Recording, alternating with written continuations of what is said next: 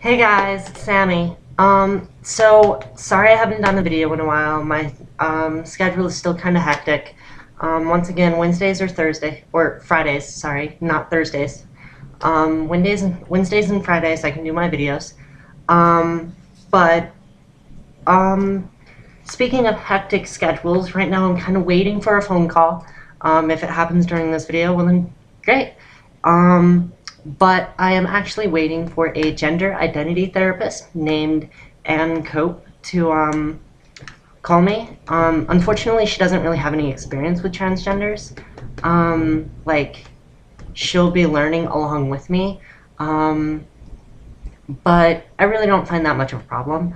To be honest with it, I'm actually kind of nervous because she's 45 minutes away, and this is going to be a bit of a money investment because it's going to take 3 months at either $50 to $95, and it's kind of on the complicated side, but I'm really hoping it's going to happen, and I'm really excited for it, to be honest, and I'm just waiting to schedule a meeting with her in order to talk with her and everything like that. I'm really hoping that she'll be my therapist because I actually like her a lot. I think that she's pretty good.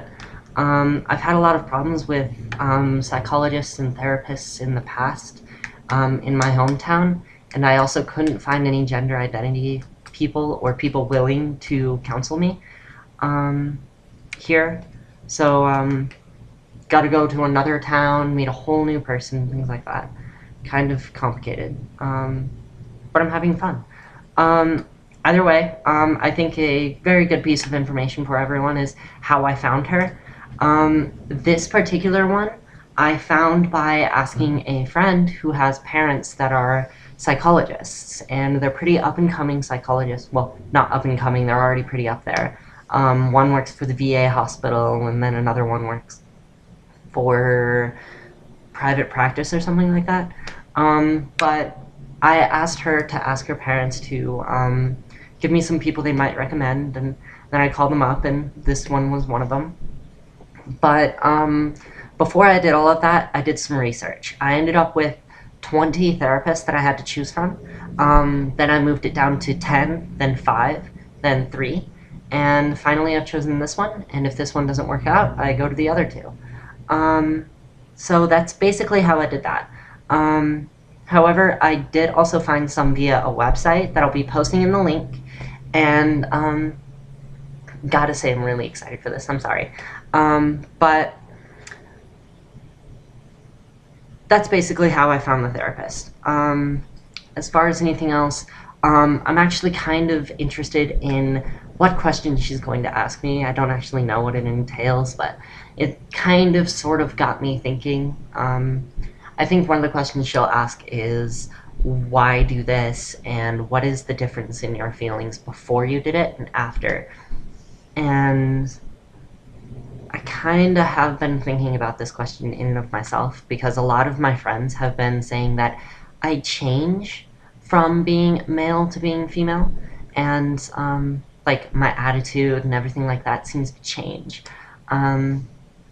So in the midst of thinking about that, I kind of came across this question, and just to explain a couple things, like before I came out, I was that kid in high school that didn't care about his appearance, found a lot more reasonability in not being comfortable. So like, I was that kid who wore baggy cargo pants from like 4 years ago, hadn't bought new clothes in like 4 years, same pants, same shirts. Seriously, look at my closet and it's like 12 of the exact same pants, frayed pant legs, 12 of the exact same shirts. And I was also kind of on the obsessed side with metal. And one of the reasons I was obsessed with the metal was, one, I really like jewelry, and two, like, I wore five necklaces at any one time.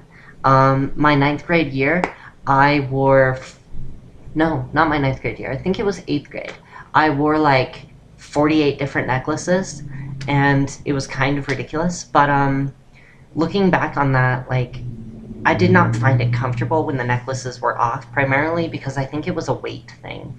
Like, I didn't have these, so I used metal in order to weigh myself down, and it felt more comfortable. It put that weight there, and I still don't feel comfortable without anything on my chest, but I have to for work.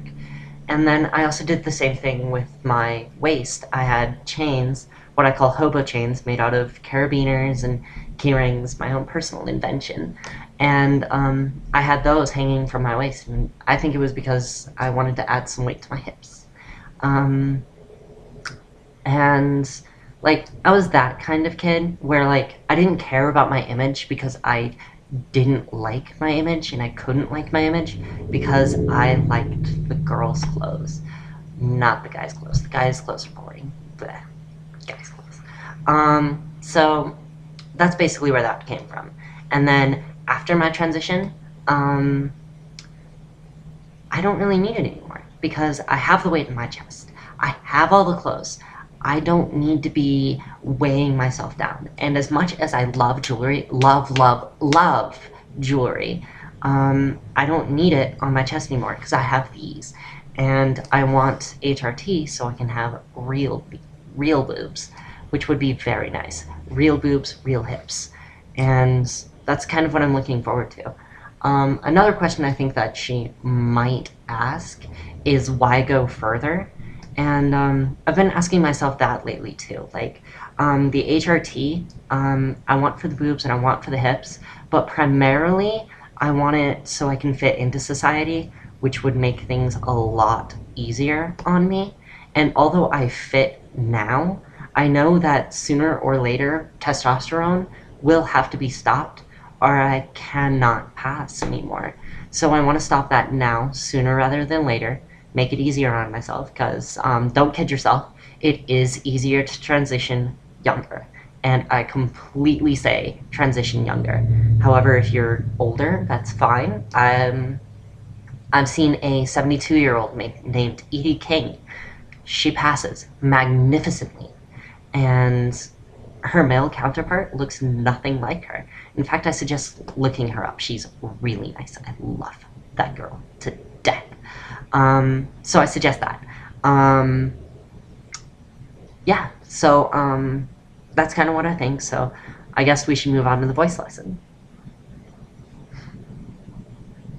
Okay, guys, so the voice lesson, as you can tell, like, I've started moving my voice into a nasal area because I've been using my throat pretty much all day, every day I cross-dress. So I've kind of had to find a more relaxing way to do it. So I kind of took that idea of men talk from their chest, women talk from their head type of thing to a new level. And instead of going all the way up into my falsetto and then coming down, I just started moving into a more nasal area. And it feels a little more comfortable and it feels a little bit better, but it still doesn't achieve the desired voice. I'm using it all day and it's kind of working, but I would still suggest using the Adam's apple thing. So it's going to be the same thing. I'm just going to move it back and up, back, down, back and up, back, down. And as far as the falsetto goes, I've pretty much given up on it. I'll come to that later. But yeah, I still do suggest practicing your falsetto. It's very good. So anyway, without further ado, what do you say we start? Remember, water. Water is a good thing, and a recording device, which I'm currently waiting for a call on, so we'll be using the computer. Okay, so basically what I'm going to do is I'm going to move back to my male voice, and then I'm going to push it back, and it just has that kind of thing, and then I'm going to pull it up, and so this is my girl voice for this round, and you can tell that it hasn't really changed much from my last video in the last week, but one thing that I am adding is my nasal cavity. I can't really explain it, but it's putting a lot less stress on my vocal cords. I don't really know what's going on there. I haven't researched it yet,